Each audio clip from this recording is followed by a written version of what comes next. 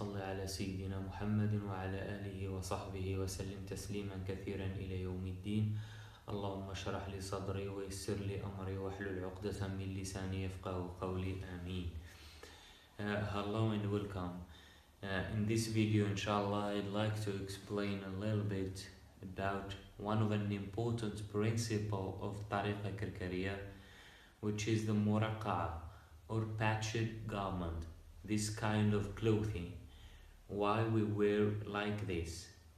So first of all, we believe that the Muraqqaa or patched garment is a sunnah of our Prophet ﷺ, which means that the Prophet ﷺ wore the patched garment in his life, and it is a sunnah of righteous people who abandoned life of luxury for the sake of Allah.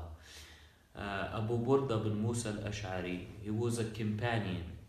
He reported an important hadith. He said that Aisha radiyallahu ta'ala anha brought out to us a patched wool garment, and she said, when the Prophet sallallahu alaihi wasallam passed away, he was wearing this cloth.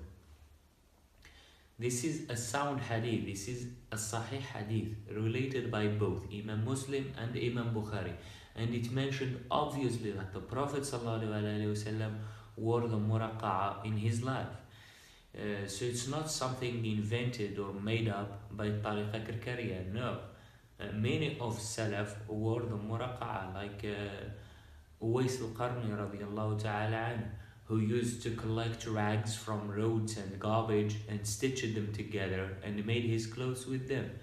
And Abu Hamid al-Ghazali radiyallahu ta'ala anhu, in his amazing journey seeking for Allah, he wore the Muraqqaa, and Ibn Ajiba and many of others radiyallahu ta'ala anhum ajma'in.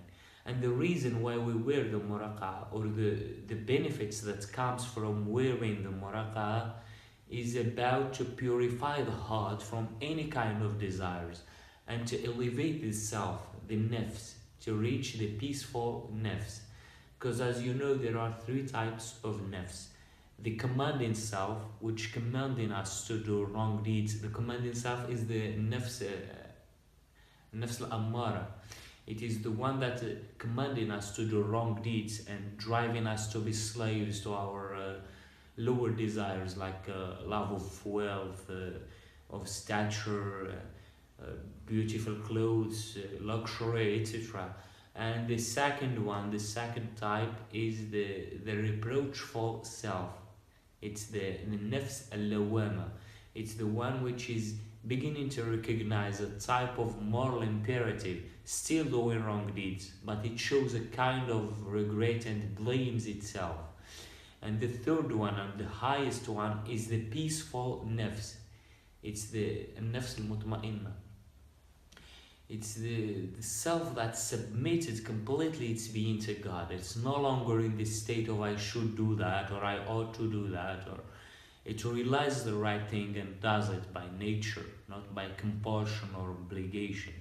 It's the self to which Allah says, أَيَّتُهَا النَّفْسُ الْمُطْمَئِنَّةِ ارْجِعِي إِلَى رَبِّكِ رَاضِيَةً مَرْضِيَّةً. Return to your Lord, well pleased and pleasing.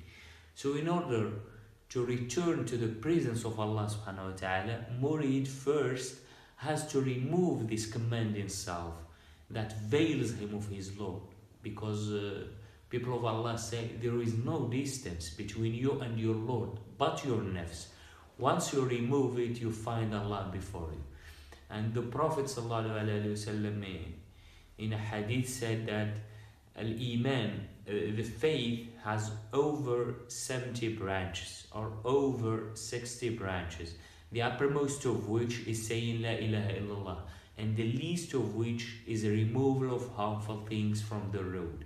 And modesty is a branch of Iman.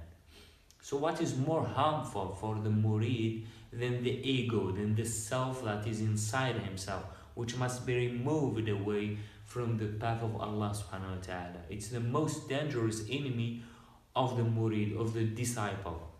And nothing can defeat the ego more than to be humiliated in front of people. And that's why Tariqa Karkariya by Sidi Sheikh Sidi Muhammad Fawzi الكركري قدس الله سره imposes the Muraqqaa to be as one of the foundations of spiritual training to fight the elements of the nafs, like pride and arrogance and showing off and etc.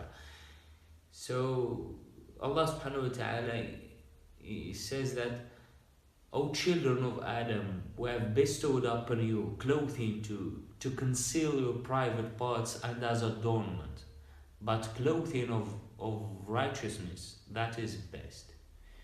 But most of people don't wear their clothes for that reason. They wear their clothes to get admired and to get the attention of people.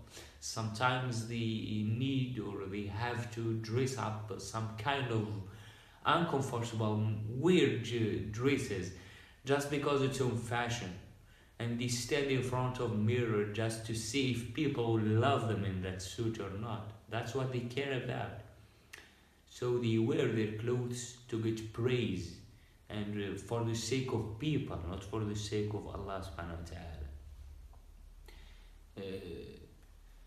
The nafs, the self, loves that and wants that and thrives by it. The self loves to get the attention and to get the praise from people, but we have to fight this desire inside us. We have to oppose it inside ourselves, and once we succeed in that, we achieve the maqam of ikhlas, the grade of sincerity, which means that to devote all your deeds for the sake of Allah subhanahu wa ta'ala.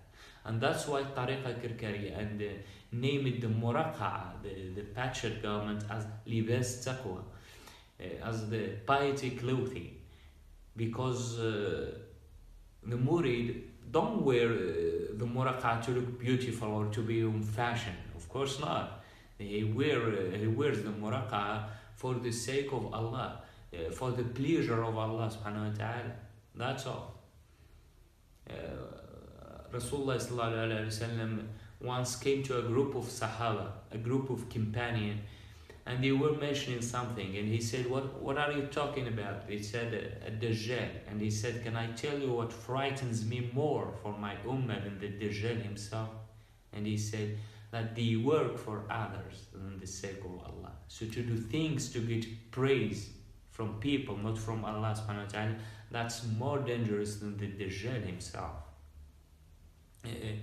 There is a beautiful story of a righteous man. Once after he left his house, he discovered that he was wearing his cloak inside out.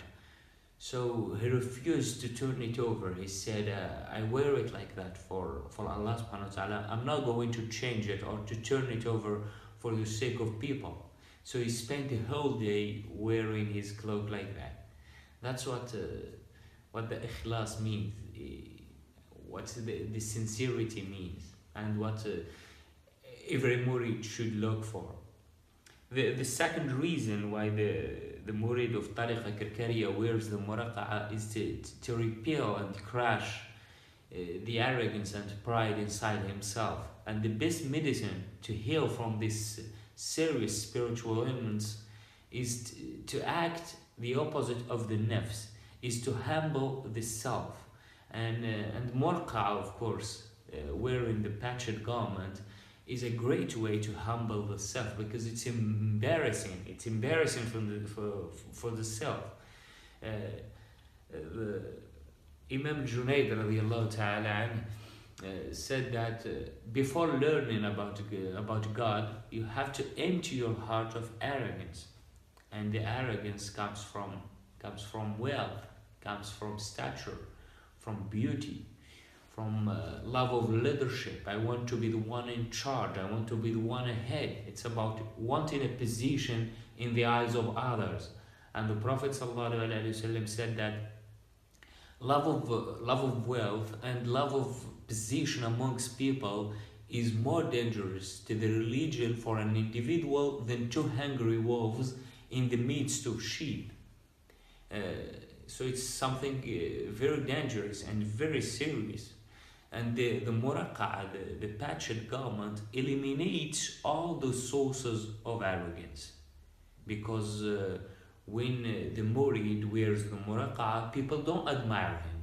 They don't give him a high regard. They don't ever respect him sometimes. And instead of that, they despise him. They underestimate him. And sometimes, not sometimes, but most of the time, they laughing and mocking at him. And this behavior from people against the murid hurts his nafs and humbles his ego. And it's very heavy on the self. It's not easy at all. But by keep doing mujahada and struggle against the self and learning to suppress the self and to sacrifice and forgive people for the sake of Allah, the murid overcomes this hardship and then he doesn't care anymore about the opinion and judging of people. He frees himself of these shackles. He frees himself of anything but Allah subhanahu wa ta'ala. So there is no doubt that the Muraqqaa, the patchwork garment, is one of the best ways to take the pride and arrogance away from the nafs, from the heart. In fact, that the peril of arrogance and spiritual elements in general is serious, because they are hidden diseases.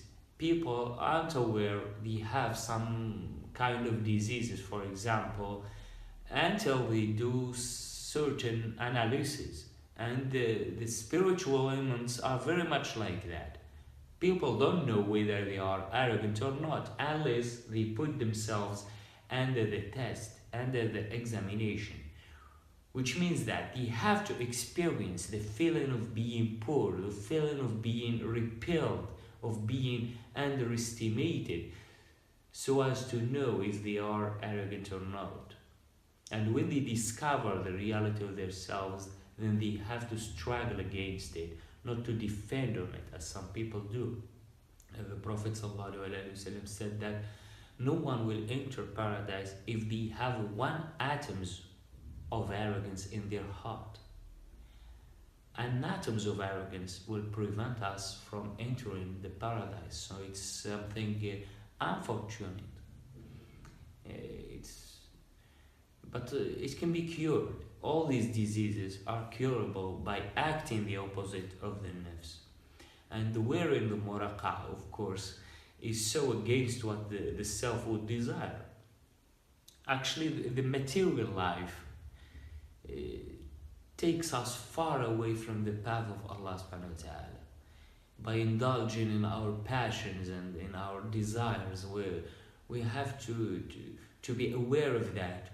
We cannot just neglect this and numb our conscience by repeating that it's halal and Allah loves to see His grace on His servant. Umar ibn Khattab radiallahu ta'ala was the great leader of a great empire in his time. But the clothes he wore was full of patches. Some say there were 14 patches in his garment. He was able to buy a new garment, of course, but he refused that. And once some Sahaba got together and went to his daughter Hafsa radiallahu ta'ala and said to her, tell your father to make a new cloth, because it doesn't look nice to wear like that.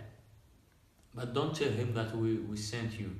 You know, they didn't dare to suggest such thing like that directly to Sayyidina Umar.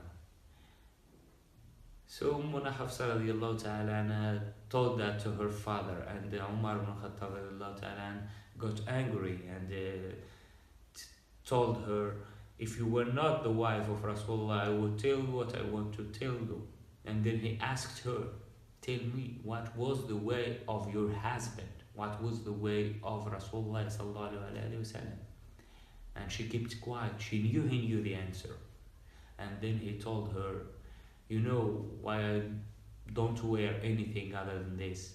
Because I'm afraid if I do, I would not be allowed to be in the company of my 2 companions, Rasulullah sallallahu alaihi wasallam and Abu Bakr radiyallahu ta'ala. Those stories are not told for entertainment. Those stories are told to remind us and to return us to the right way, the straight path, the path of Rasulullah sallallahu alaihi wasallam, and the path of his companion, and to understand that this life is just a delusion. It produces images and images of illusions, but in real it's nothing. There is nothing but Allah subhanahu wa ta'ala. So in the end, I hope, I ask Allah may bless us and help us to return to the path of Rasulullah sallallahu alaihi wasallam and the path of his companions. Amin ya Rabbal Alameen.